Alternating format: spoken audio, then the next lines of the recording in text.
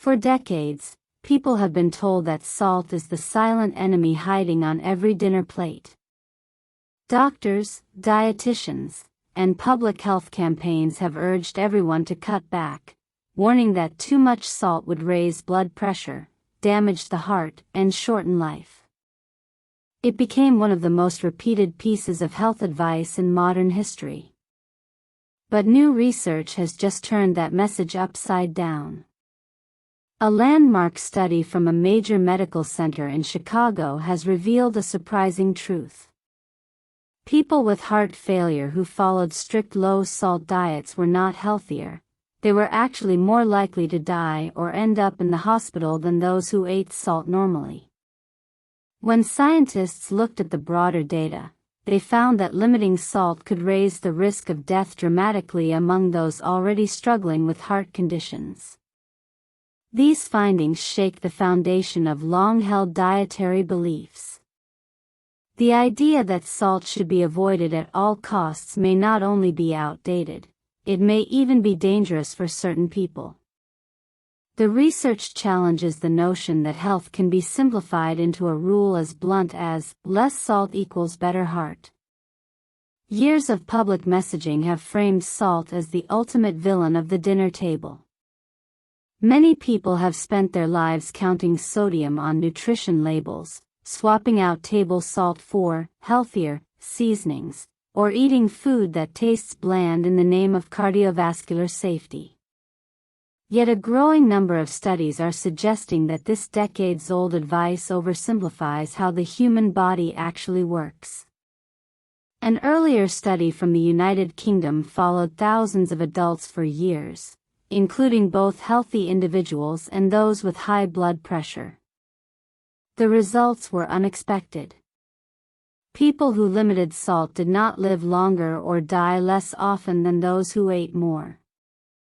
In other words, reducing salt intake made no difference to life expectancy. This does not mean that salt is harmless in every situation. It means the story is far more complex than we were told. The real problem may not be salt itself but the imbalance between sodium and other essential minerals, especially potassium. Table salt is made up mostly of sodium chloride. Sodium, when consumed with adequate potassium, helps maintain a delicate balance of fluids and electrical activity in the body. But modern diets built around processed and packaged foods throw that balance off. These foods are loaded with hidden sodium additives, such as sodium nitrite, while offering almost no potassium. That imbalance, not the salt in your home cooking, may be what truly drives blood pressure up.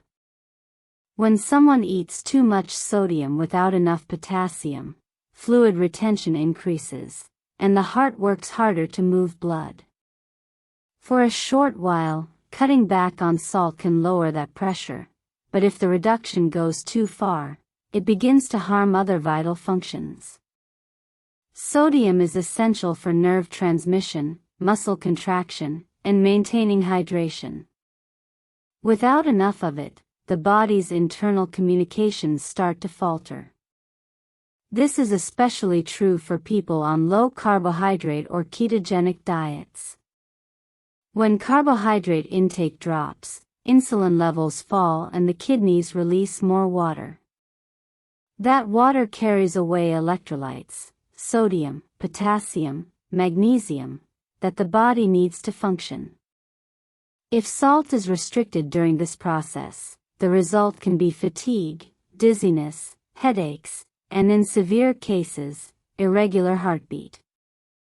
For these individuals, salt is not a problem to be eliminated, it is a lifeline that must be managed wisely. Other research has found that extremely low salt diets can raise levels of what is often called bad cholesterol, or low-density lipoprotein. This happens because the body responds to sodium shortage by changing how it manages fats. Some studies in diabetic patients have shown that reducing salt too much can actually increase mortality rates, a result completely opposite to what most health authorities intended. These outcomes reveal a simple truth that modern nutrition sometimes forgets. The body is an interconnected system, not a math equation. You cannot remove one nutrient and expect everything else to stay the same. Health is built on balance, not deprivation. That is why experts are beginning to shift their advice. Instead of telling people to cut salt at all costs, they now emphasize the importance of choosing the right kind of salt and maintaining a balance with other minerals. Refined table salt, which has been stripped of natural trace elements, may not serve the body as well as unrefined sea salt or Himalayan salt, which still contains small amounts of magnesium, calcium, and potassium. At the same time, eating more potassium-rich foods is just as crucial. Avocados, spinach, broccoli, bananas, and leafy greens naturally restore the balance between sodium and potassium. Preparing meals from whole, unprocessed ingredients allows people to control not only how much salt they consume but also where it comes from and how it interacts with the rest of their diet. The real issue is not the salt shaker, it is the modern food system. Packaged snacks, instant noodles, canned soups, and frozen dinners deliver enormous amounts of sodium in forms that the body struggles to handle, while offering very few minerals in return. The result is an artificial flood of sodium without the natural companions that once kept it in check. Reducing these processed foods, rather than obsessing over every sprinkle of salt, addresses the true source of imbalance. Cultural patterns also reveal how context matters more than quantity. In Sweden, for example, local dishes are famously salty. Many newcomers find the taste overwhelming. Yet Sweden consistently ranks among the longest-living nations on Earth. If salt were truly the deadly poison it is often portrayed to be, such longevity would make no sense.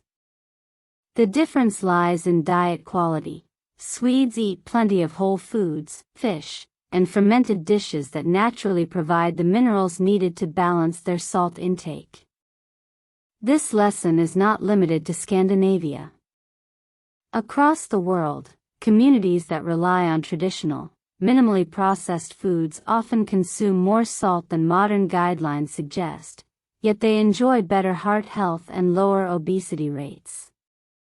The difference is that their sodium comes in the context of nutrient-rich meals, not industrial additives. Since the late 2010s, interest in these traditional approaches has surged.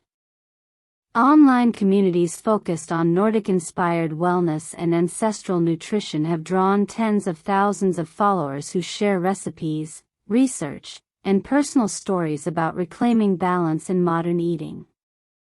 The message spreading through these circles is not about extreme rules but about harmony, between salt and potassium, between natural foods and industrial products, between science and tradition. The deeper insight from this shift is that no single nutrient determines health on its own. Salt, like fat or carbohydrates, plays a role in a much larger picture. Demonizing it oversimplifies a complex system that depends on equilibrium. A sprinkle of mineral-rich salt on a plate of vegetables and meat is not a threat to the heart. But an endless diet of processed snacks filled with artificial sodium and stripped of nutrients is a problem that no amount of restriction can fix. The time has come for medical guidelines to reflect this nuance. A one-size-fits-all approach to salt may be harming the very people it is meant to protect. Personalized, balanced nutrition that considers lifestyle, overall diet, and individual health conditions will do more good than universal restrictions ever could. Salt is not the villain it was made out to be. It is a natural, vital part of human biology, something to respect, not fear. Health does not come from removing what is essential, but from understanding how it fits within the whole picture. So the next time you reach for that pinch of salt, remember that balance, not avoidance, is what truly keeps the heart strong. If this story made you rethink what's really on your plate, don't forget to like, share, and subscribe. Real health begins when we question the rules we were told to follow. Stay curious, stay balanced, and see you in the next video.